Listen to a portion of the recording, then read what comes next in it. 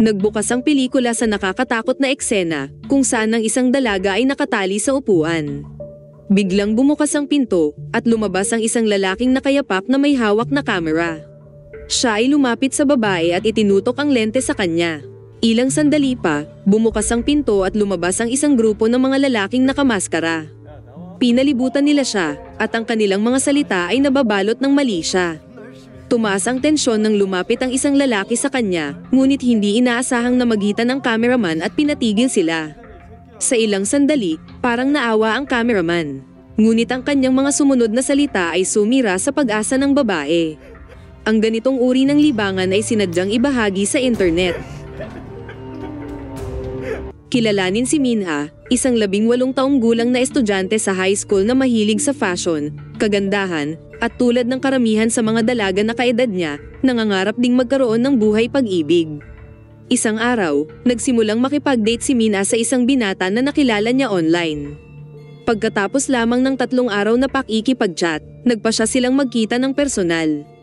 Ang kanyang bagong nobyo ay kaakit-akit, gwapo, at may nakakabighaning boses sa pagkanta na tuluyang nagpabighani kay Minha. Para sa kanya, siya na ang perpektong Prince Charming. Habang sila ay nagbabahagi ng matagal na titigang puno ng pagmamahal, ang kanilang pag-iibigan ay unti-unting namumulaklak. Sa isang maaliwalas na KTV room, lumalim ng husto ang kanilang koneksyon na humantong sa isang matalik na unang sandali na magkasama. Nang maglaon ng gabing iyon, tinawagan ni Minha ang kanyang ina na sinasabing mananatili muna siya sa bahay ng isang kaibigan. Walang pag-aalinlangang sumang-ayon ng kanyang ina na nagbigay kay Minha ng kalayaang sa tingin niya ay kailangan niya para sa kanyang namumuong pag-iibigan. Nagkita sila ng kasintahan niya sa gabing iyon at ang ngiti nito ay puno ng pagmamahal na tumangay sa walang muwang na puso ni Minha. Hindi alam na ang kanyang tinatawag na Prince Charming ay maingat na naghahanda ng isang bitag para sa kanya. Di nagtagal, inabutan siya ng kanyang kasintahan ng inumin, sinasabing makakatulong ito sa kanyang pakiramdam na manatiling gising. Buo ang tiwala ni Minha sa kanya at walang pagdadalawang isip na ininom ito. Nang magising si Minha, natagpuan niya ang kanyang sarili na mahigpit na nakagapos sa isang upuan. Mula sa mga anino, lumitaw ang ilang lalaking nakasuot ng nylon mask. Sa nakakatakot na sandaling ito ay napagtanto ni Minha na ang kanyang unang pag-ibig ay walang iba kundi isang walang pusong manipulator. Ngunit noong panahong iyon, huli na ang lahat. Ni-record niya ang lahat, at pag-uwi ay ipinadala sa kanya ang mapangwasak na footage. Hindi makapaniwalang nakatingin si Minha sa screen, nadudurog ang kanyang puso. Sa murang edad, hinarap ni Minha ang hindi maisip na kahihiyan. Ikinulong siya sa silid kasama ang 12-dosenang lalaki habang nire-record ng kanyang unang nobyo ang lahat, at ang bangungot na ito ay naging permanenteng peklat na sa kanya. Gayunpaman, sa kabila ng kawalan ng pag-asa, hindi siya nangahas na isumbong ito. Binuksan ng kanyang ina ang pinto at nakita si Minha na nakahiga sa kama, sa pag-aakalang mahimbing itong natutulog. Tahimik na isinara niya ang pinto at umalis nang hindi naghihinala. Ngunit gising na gising si Minha habang tumutulo ang luha. Hindi niya magawang ibahagi ang bangungot na naranasan niya.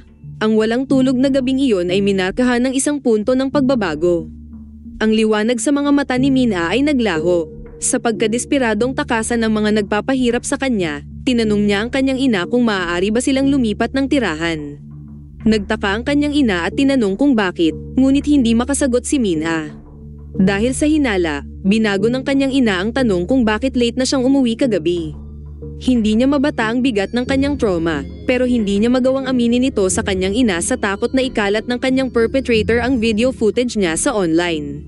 Sa patuloy na pagtatanong ng kanyang ina, tumalikod siya at naglakad palayo. Nang gabing iyon habang pauwi na siya mula sa paaralan, naramdaman niyang may sumusunod sa kanya. Pagdating sa isang tahimik na sulok, biglang sumulpot ang dati niyang nobyo sa harap niya. Sa takot, napaluhod siya sa lupa at walang tigil na tumulo ang luha sa kanyang mata, nakikiusap na lubayan na siya, nangangakong hinding-hindi niya sasabihin kahit kanino ang nangyari. Pero imbes na kaawaan ay lalo siyang namilipit. Habang si Minha ay desperadong tumingin sa paligid para sa tulong, lumabas ang grupo ng mga lalaki mula sa dilim. Ang takot ni Minha ay umabot sa sukdulan at sumisigaw. Inilabas ng demonyong kasintahan niya ang bote ng likido kung saan ito rin ang pinainom sa kanya nung una. Nagbanta siya kay Min-a na kung hindi niya ito iinumin, ikakalat nito ang kanyang video sa online. Natigilan si Min-a at sinulyapan ng bote.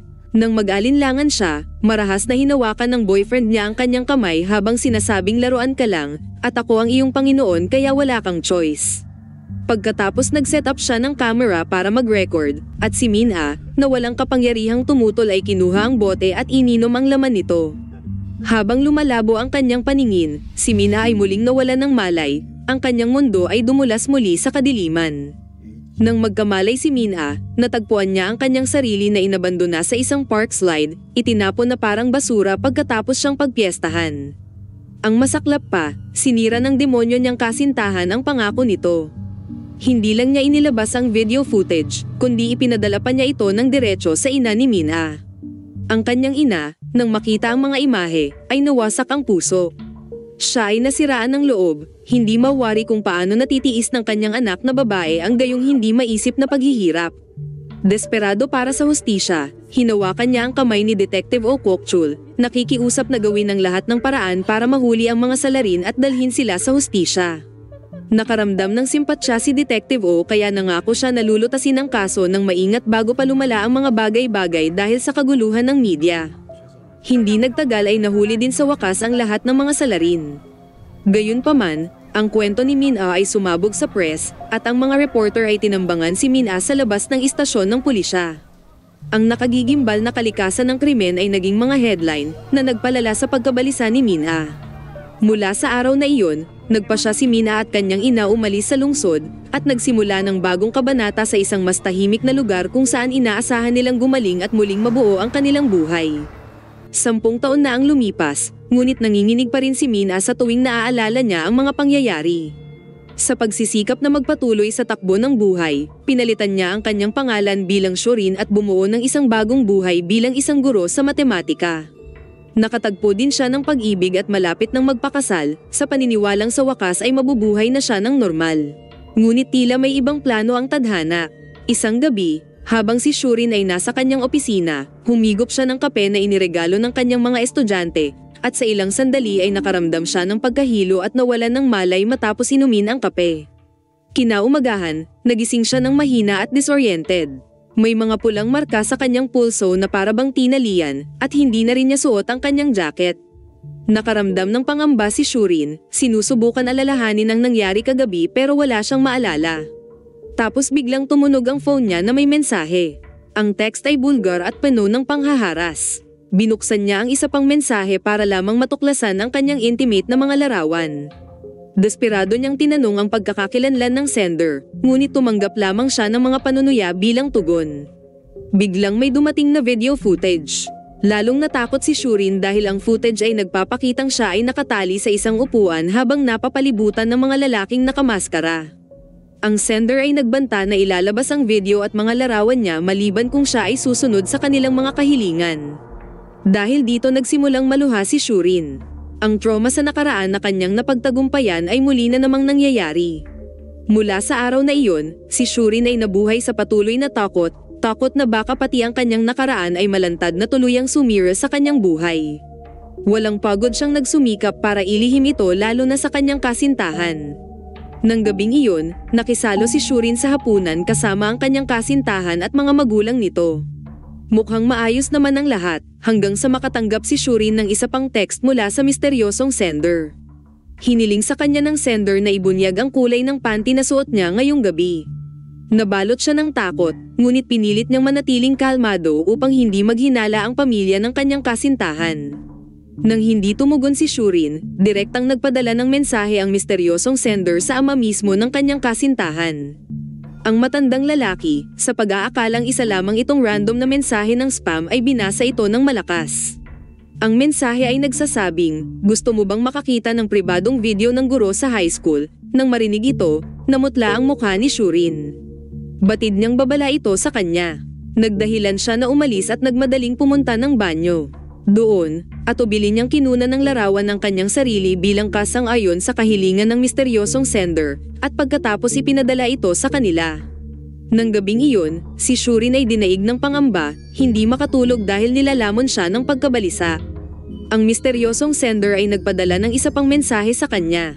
Inutusan siya ng sender na makipagkita sa kanila sa storage room ng paaralan na sinasabing mayroon silang espesyal na regalo na inihanda para lamang sa kanya. Kinabukasan, sinunod ni Shurin ang mga tagubilin at pumunta sa storage room. Ang naghihintay sa kanya ay isang bote na pamilyar at nakakakilabot na inuming iyon, isang bote na agad na nagpabalik ng masasakit na alaala noong nakalipas na 10 taon. Ang mga flashback ay nagdulot sa mabilis na pagpintig ng kanyang puso at pagsikip ng dibdib. Ngunit hindi siya sumuko. Pagkakuha ng bote, sa halip na inumin ay binasag ito. Pagkatapos nagmadali siyang pumunta sa banyo para pakalmahin ang sarili, hindi sigurado kung anong parusa ang maaaring masunod sa kanyang pagsuway.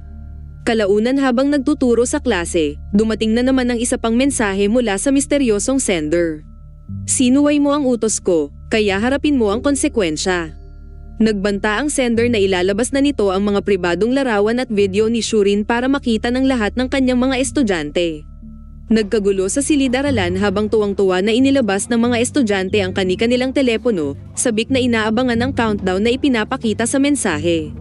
Si Shurin, na naparalisa sa takot ay bumagsak sa sahig.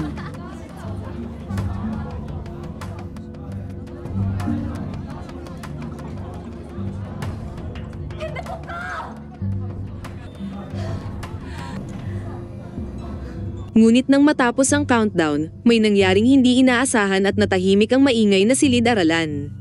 Nalilito, kinuha niya ang telepono at nakita na ang mga tahasang larawan na ipinadala ay hindi kanya, ngunit larawan ng isa sa kanyang mga estudyante, si Sejong. Habang tumatakbo si Sejong palabas ng silid-aralan, napagtanto ni Shurin na hindi lang siya ang pinahihirapan ng misteryosong sender. Nang maglaon, natagpuan ni Shurin si Sejong at hinimok siyang iulat ang nangyari sa pulisya. Ngunit si Sejong, na ayaw na palakihin ang sitwasyon, ay nagpasya na tiisin ang sakit sa katahimikan. Sa kanilang pag-uusap, inihayag ni Sejong ang isang mahalagang palatandaan.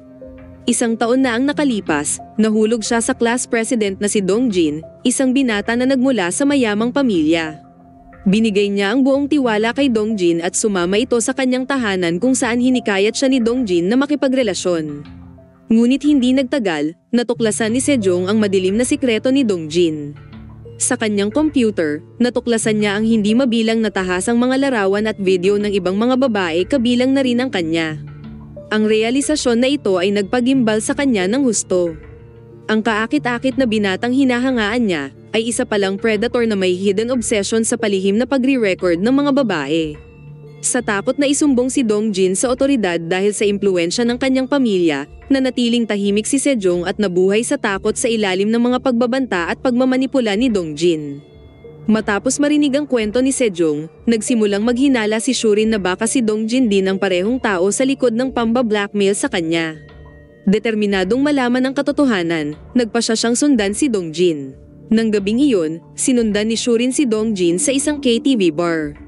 Gusto niyang malaman kung ano ang ginagawa nito at kung anong uri ng mga tao ang mga nakapaligid sa kanya. Maingat na sumilip siya sa pintuan ng pribadong silid, ngunit sa pagsilip niyang muli, isang mukha ang bumungad na ikinagulat niya kaya nagmadali siyang tumakbo palabas ng KTV.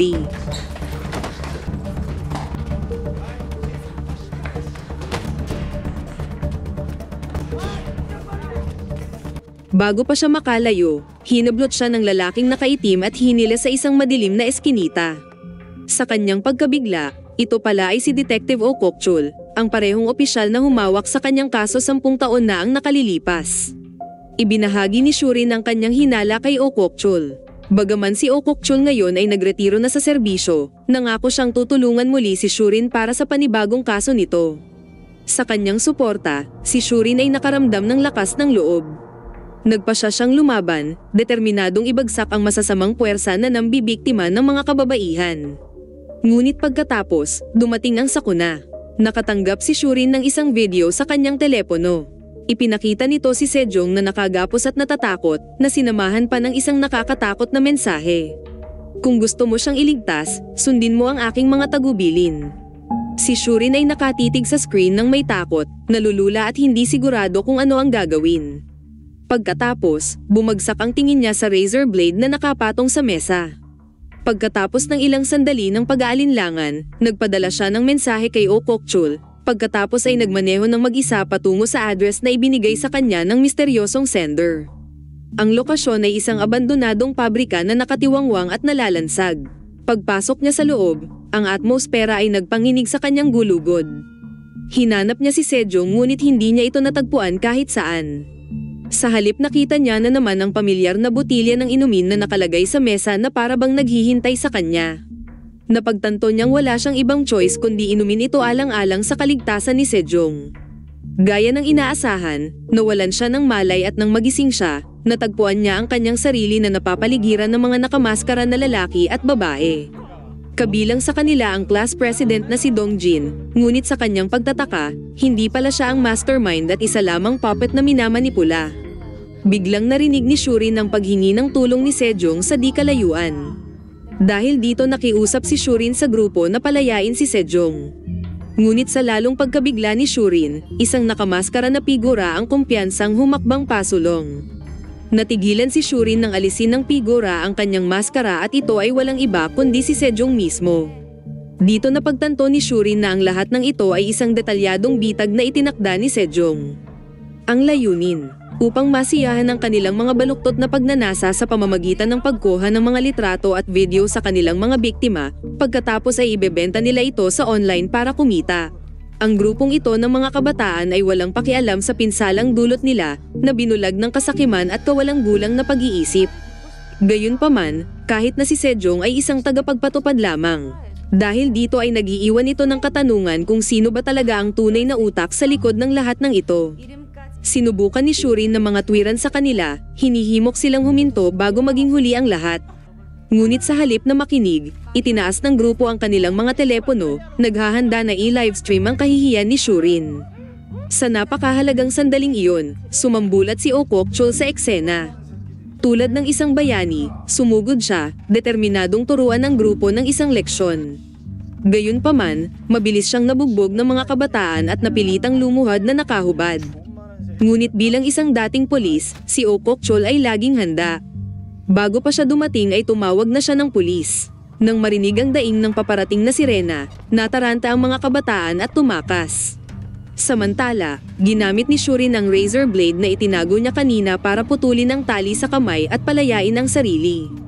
Hinabol niya si Sejong at nagpambuno sila sa lupa.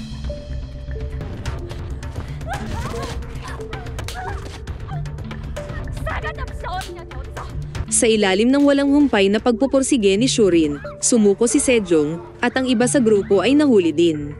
Ngunit ang tunay na mastermind ay wala sa kanila. Pagkatapos, tumunog ang telepono ni Sejong na may mensahe. Galing ito sa misteryosong sender. Gamit ang data ng lokasyon ng mensahe, natunton ng pulisya ang bahay ng misteryosong sender. Dumating sina Shurin at Okokchul sa bahay at maingat na pumasok. Sa loob, nakita nila ang isang nanginginig na bata. Marahan siyang nilapitan ni Shurin, sinusubukan siyang pakalmahin. Ngunit ang bata ay lalo lamang nabalisa at napaatras sa takot. Pinagmasdan ni Okokchul ang silid, at dumapo sa isang pader na puno ng mga parangal at ang mga malalaswang larawan na ipinapakita sa isang malapit na computer. At dito ay parang may na-realize siya. Inilabas niya ang kanyang telepono at tinawagan ang numero ng misteryosong sender. Nang tumunog ang ringtone sa silid, napalingon sila sa bata. Sa hindi nila pagkapaniwala, tumunog ang teleponong nasa kamay ng bata. Lumalabas na isang bata lang pala ang halos sumira ng kanyang buhay. Umiyak ang bata hindi dahil sa pagkakasala, kundi dahil sa takot. Dahil wala na siyang choice, inamin ng batang ito na siya nga ang mastermind. Ngunit lumalabas na ang kanyang ama ang tunay na mastermind. Gayunpaman inaresto ang kanyang ama noong nakaraang buwan dahil sa isang kasong kriminal na walang kaugnayan dito. Natuklasan ng bata ang mga ginagawa ng kanyang ama mula sa telepono nito, at dahil sa kuryosidad, pinag-aralan ito ng bata at ipinagpatuloy ang pagiging mastermind sa kanyang sariling paraan. Dahil 13 taong gulang lamang ang salarin, wala nang balak si Shurin na parusahan siya ng mabigat at sa halip dinala ang bata sa rehabilitasyon. Bagamat nadismaya ang lahat sa kinalabasan, wala silang pagpipilian kundi tanggapin ito. Sa huling eksena, inabot ni Okokchul kay Shurin ng isang kahon ng regalo. Nasa loob ang pares ng salamin na suot niya 10 taon na ang nakakaraan. Sa pamamagitan ng salamin, pinaalalahanan niya si Shurin na kahit sa pinakamadilim na sandali, laging may pag-asa at liwanag sa unahan.